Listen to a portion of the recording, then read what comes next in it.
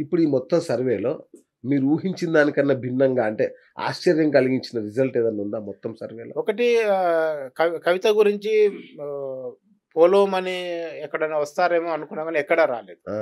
అదొకటి. ఓకే. రెండోది ఈమెను మొత్తం డిస్కార్డ్ చేస్తారేమో అనుకున్నాం గానీ అట్లా డిస్కార్డ్ కూడా చేయట్లేదు. ఆ! So, she is actively in debates. Okay. So, any different type of సెక్షన్స్‌లో ఆ! మహిళల దగ్గర డిబేట్‌లో ఉంది, రైతుల దగ్గర డిబేట్‌లో ఉంది, యెస్. అవును. ఉద్యోగుల దగ్గర డిబేట్‌లో ఉంది, యూత్‌లో డిబేట్‌లో ఉంది. అవును. సో, ఆమె డిస్కార్డ్ కాలేదు, ఓవర్‌వెల్మింగ్‌గా కూడా లేదు. లేదు. ఓకే. సో, అట్లా ఆమె ఆమె అనేది యాక్టివ్‌గా ఉంది, లైవ్‌లో ఉంది. అంతవరకైతే మాకు అర్థమైంది. రైట్. కవిత రాజీనామా తర్వాత రాజకీయ సమీకరణాలు ఎలా ఉంటాయి? ఉదాహరణకి ఉప ఎన్నికలు గావచ్చు, జూబ్లీహిల్స్ లాంటి ఉప ఎన్నికలు గావచ్చు, లేదంటే స్థానిక సంస్థల ఎన్నికలు గావచ్చు. ఏమన్నా రాజకీయ సమీకరణాలు మారే అవకాశం ఉందా? అంటే ఒకటి ఆమె ఇమ్మీడియేట్‌గా ఏ పార్టీ పెట్టినా గానీ స్థానిక సంస్థల ఎన్నికలను ఎలాంటి ప్రభావితం చేయలేదు. ఓకే. ఎందుకంటే టైం సరిపోదు బేసిక్‌గా. ఓకే. పార్టీ ఫ్లోట్ చేయటము, ఎజెండా పెట్టుకొని దాన్ని ఒక రూపురేఖలు తీసుకురావడానికి ఆమెకి అట్‌లీస్ట్ 1 ఇయర్ పడతది. ఓకే. సో, ఈలోపే ఉప ఎన్నికలు కూడా జరిగిపోతాయి. స్థానిక సంస్థల ఎన్నికలు కూడా జరిగిపోతాయి. ఓకే. అయితే జూబ్లీహిల్స్ దగ్గరకు విషయానికి వచ్చేసరికి ఏందంటే ఒక ఒక వర్గం ప్రచారం చేస్తుంది. అసలు కవితనే పోటీ చేస్తే ఎలా ఉంటది? అవును. పార్టీ జనం కూడా చేయబోతున్నారని కూడా నడుస్తుంది. వస్తుంది. అవును. అవును. ఒకవేళ అక్కడ ఆమె పోటీ చేయకపోయినా ఆమె తరపున ఒక మనిషిని పెట్టి టెస్ట్ చేసుకుంటే ఆమె బలం కూడా ఎంతో తెలుస్తది అని కూడా. అచ్చా! సో, టెస్ట్ చేసుకోవాలంటే జూబ్లీహిల్స్ నియోజకవర్గం కరెక్ట్ కాదని నా ఉద్దేశం. కరెక్ట్. ఎందుకంటే అది డిఫరెంట్ ఒక అర్బన్ ఉండేది. అందులో అవును. సెటిలర్‌లో వేరే ఉంటారు. ముస్లింల ఓట్లు ఉంటాయి. అదొక డిఫరెంట్ అసలు నియోజకవర్గం. అసలు అది. చాలా డిఫరెంట్. అవును. అందులో అవును. ఒక కొత్త మనిషి టెస్ట్ చేసుకోవడానికి అక్కడ పనికొచ్చే శాసించేది సెటిలర్లును ముస్లిమ్సే కదా! ముస్లిమ్స్ ఓట్లు. ఆ! సో, అందుకనే అక్కడ టెస్ట్ చేయటం అనేది కూడా సాధ్యం కాదు కనుక జూబ్లీహిల్స్‌కి పెద్దగా ఆమె వచ్చిన ఎఫెక్ట్ ఉంటదని నాకు అనిపిస్తుంది. ఇప్పుడు ఒకవేళ కవిత రాజకీయంగా బలహీనపడింది అనుకుందాం. అప్పుడు ఈ బీఆర్ఎస్‌లోని అసంతృప్త నాయకులు ఏ పార్టీ వైపు వెళ్ళే అవకాశం ఉంది? అంటే మీకు ఇప్పటికి కూడా కవిత బలం పడాలంటే బీఆర్ఎస్‌లో ఉన్న సెకండ్ క్యాడర్ రావాల్సిందే. ఎగ్జాక్ట్‌లీ. రాకుండా బీఆర్ఎస్‌లోనో, బీజేపీలోనో, కాంగ్రెస్‌లోనో అక్కడ సీట్లు దొరకనివారు, టికెట్ దొరకని వాళ్ళందరూ ఈమె దగ్గర జమ కావాల్సిందే హ్మ్. ఆటోమేటిక్. హ్మ్. లేదు మొదటి నుంచే ఈమె సిద్ధాంతాలు, ఎజెండా వచ్చి నాయకులుగా స్థిరపడిపోతే వేరే ఉంటది. అవును.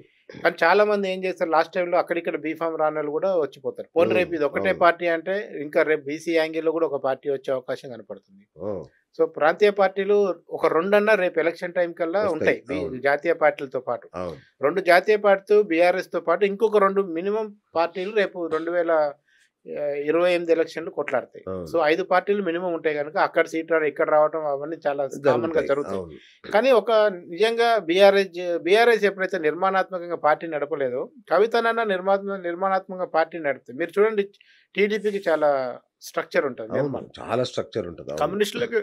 ఉంటది. కమ్యూనిస్టులకి ఎంత స్ట్రక్చర్ ఉంటదో టీడీపీకి అంత అవును. స్ట్రక్చర్ ఉంటది. అవును. సో, రేపు ఈమెనైనా పార్టీని అట్లా నిర్మాణాత్మకంగా నడిపి అంటే గాలివాటంగా నడుపుకుంటూ పోయింది ఇన్ని రోజులు కరెక్ట్. బీఆర్ఎస్. అవును. వచ్చినోళ్ళు జాయిన్ వెంటనే చేసుకొని అధికారం రావడం, రావటం స్ట్రక్చర్ చేసుకోవడం టైం దొరకలే అసలు వాళ్ళకి. 10 ఏళ్లలో కూడా ఆ పని చేయలేదు. చేయలేదు. సో, అవును. అందుకని ఇప్పుడు అలాంటి పార్టీని తీసుకొస్తే గనుక ఆమెకి స్టాండర్డ్స్ ఉంటాయి. అచ్చచ్చా! ఓకే. మొత్తంగా ఈ పరిణామం అనేది తెలంగాణ రాజకీయ ముఖ చిత్రాన్ని ఎలా మార్చబోతుంది? అంటే ఒకటి హరీష్ బీఆర్ఎస్‌లో ఉంటే ఒక రకమైన రాజకీయ మార్పులొస్తాయి. ఓకే. హరీష్ బీఆర్ఎస్ నుంచి బయటకొస్తే ఒక రకమైన మార్పులొస్తాయి. ఓకే. ఈవెన్ రేవంత్ రెడ్డి కాంగ్రెస్‌లో ఉంటే ఒక రకమైన మార్పులొస్తాయి. ఆ! రేవంత్ రెడ్డి బీజేపీలోకి పోతే ఒక రకమైన మార్పులొస్తాయి. ఓకే. కవిత పార్టీ పెడితే ఒక రకంగా వస్తాయి. కవిత బీజేపీలో చేరితే ఒక రకంగా వస్తాయి. ఓకే. బీఆర్ఎస్ అనే పార్టీ ఉనికిలో ఉంటే ఒక రకమైన రాజకీయాలు ఉంటాయి. బీఆర్ఎస్ బీజేపీలో విలీనం అయితే ఒక రకమైన రాజకీయాలు ఉంటాయి. ఓకే. బీసీ పార్టీ అనేది ముందుకొచ్చి బాగా ప్రభావితం చేయగలిగితే ఒక రకమైన రాజకీయాలు ఉంటాయి. ఆ! బీసీలందరూ కూడా కాంప్రమైజ్ అయ్యి ఎవరి పార్టీలో వాళ్ళు ఉంటే ఒక రకమైన రాజకీయాలు ఉంటాయి. ఓకే. సో, అందుకనే ఇంకా ఇవన్నీ ఒక పక్వానికి రావడానికి ఇంకా 2 సంవత్సరాలు టైం పడతది మనకి. ఓకే. తెలంగాణ భవిష్యత్తుని చెప్పడానికి. రైట్. మీరు చాలా సుదీర్ఘమైన విశ్లేషకులుగా, సీనియర్ జర్నలిస్ట్‌గా మీది చాలా సుదీర్ఘమైన చరిత్ర. మీ యొక్క అభిప్రాయం చెప్పండి. కవిత బహిష్కరణ అనేది బీఆర్ఎస్ చేసిన రాజకీయ తప్పిదం అనుకోవాలా? లేదంటే అనివార్యమైన ఒక చర్య అనుకోవాలా? ఒకటి వాళ్ళు ఇంకా సేఫ్ సైడ్‌లో ఉన్నారు. వాళ్ళు ఇంకా బహిష్కరించలేదు. ఓకే. కేవలం సస్పెండ్ చేశారు. రైట్. ఈ సస్పెన్షన్‌తోని వాళ్ళ చేతుల్లో ఏముందంటే అన్నీ సర్దుకుంటే మళ్ళీ వెనుకకు సస్పెన్షన్ ఎత్తేసే అవకాశం కూడా ఉంది. ఓకే. లేదు ఫస్ట్ ఆఫ్ ఆల్ ఏందంటే ఇప్పుడున్న పరిస్థితుల్లో ఆమెకి షోకాజ్ నోటీస్ ఇచ్చి కొంత ప్రొలాంగ్ చేసి మాట్లాడి సైడ్ లైన్ చేసుకునే అవకాశం ఉన్నదాన్ని నాకనిపిస్తుంది. అక్కడ అంత అవకాశం లేదు. ఇంగా ఇది తప్ప ఇంక వాళ్ళ చేతిలో ఆప్షన్ లేక కూడా ఒక డెసిషన్ తీసుకున్నారేమో అనిపిస్తుంది. కరెక్ట్. ఇది గనుక ఒరిజినల్ రాజకీయాలు చేస్తే, ఏదైనా వ్యూహాత్మక రాజకీయాలు చేస్తే గనుక రేపు మళ్ళీ పోయి ఆమె బీఆర్ఎస్‌లో వెనుకకు పోయినా గానీ ఆశ్చర్యపోవద్దు. ఓకే. So, okay. కవిత గారి ఇంటెన్షన్ ఏముంది? మళ్ళీ బీఆర్ఎస్‌తో ప్యాచప్ అయ్యే అవకాశం ఉందా? రేపు కేసీఆర్ ధైర్యంగా హరీష్ రావుని, సంతోష్‌ని బహిష్కరించి నువ్వే రామా పార్టీ నడుపు, నువ్వు అన్న కలిసి నడపండి అంటే అదొక పెద్ద పెద్ద విషయం. సెన్సేషన్. అదే అట్లా. అలాంటి అవకాశం ఏమన్నా ఉందా? నాకైతే అనిపించట్లేదు. ప్రజల నుంచి వచ్చిన అనూహ్యమైన కామెంట్స్ అంటే మీకు చాలా కామెంట్స్ వచ్చుంటాయి గదా! ఎట్లా అనిపించినాయి ఆ కామెంట్స్ అసలు చూస్తే? నేను ఇప్పుడు బయట పెట్టిన కామెంట్స్ చాలా సోఫిస్టికేటెడ్, కొంచెం బాగా అవునా? ఫైన్ ట్యూన్ చేసి చెప్పిన కామెంట్లు అవి. అచ్చా! జనం భయంకరమైన బూతులు తిడుతున్నారు. ఓకే. కొన్ని సామెతలు, కొన్ని ఊర్లలో ఎట్లుంటుంది అవునవునవును. వాళ్ళ సామెతలు, వాళ్ళు తట్టుకోలేము. తిడుతున్న సామెతలు మనం తట్టుకోలేనంత రీతిలో భాష ఉంది. ఆ! ఒకటి అంటే ఎక్కువ మందికి ఇది ఒక అనవసరమైన డెవలప్‌మెంట్.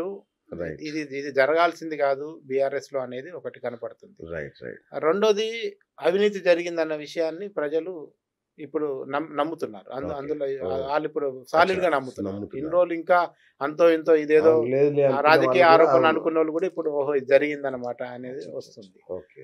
2 జనము ఈ ఈ అసలు ఇదంతా తిన్నది కక్కించండి బాబు. ఒకళ్ళ మీద ఒకళ్ళు ప్రెస్ మీట్లు పెట్టుకుంటే ఏమొస్తది? ఓహ్! ఆ పోయిందేందో తీసుకురండి. ఆ! తీసుకొచ్చి మళ్ళా జనానికి ఇస్తే కదా మీరు ఏదైనా చేసినట్టు. అది చేయకుండా ఏదో ఎంక్వైరీలు ఏసి పక్కన పడేసి ఇచ్చేస్తే లాభం లేదనేది కూడా జనం మాట్లాడుతున్నారు. అబ్బా! సో, జనం చాలా క్లారిటీగా ఉన్నారు. జనం అన్నీ అబ్జర్వ్ చేస్తున్నారు. అవును. జనం ఇందులో ఫేక్ వార్త ఏదో, నిజం వార్త ఏదో కూడా చర్చించుకుంటున్నారు. ఫ్యాక్ట్ చెక్ సో, జరుగుతుంది. ఫ్యాక్ట్ చెక్ జరుగుతుంది. ఎందుకంటే ఆమె పోయి చంద్రబాబుని కలిసింది టీడీపీ తెలంగాణ అధ్యక్షురాలు అవుతుందని కరీంనగర్ జిల్లాలో యూట్యూబ్‌లలో వాట్సాప్‌లలో షేర్ అవుతుంది. సీరియస్‌గా? అవుతుంది. ఆ! మాకు చూయించారు. ఆ! అది గ్రాఫిక్స్ ప్లేట్స్ చేసి గ్రాఫిక్స్ చేసి చంద్రబాబు ఏమో దండం పెడుతున్నట్టు ఏదో చేసి పెట్టారు. అబ్బబ్బబ్బబ్బా! చూసాం, అవన్నీ వాళ్ళ చూసాం. క్రియేటివిటీకి జోహార్లసలు.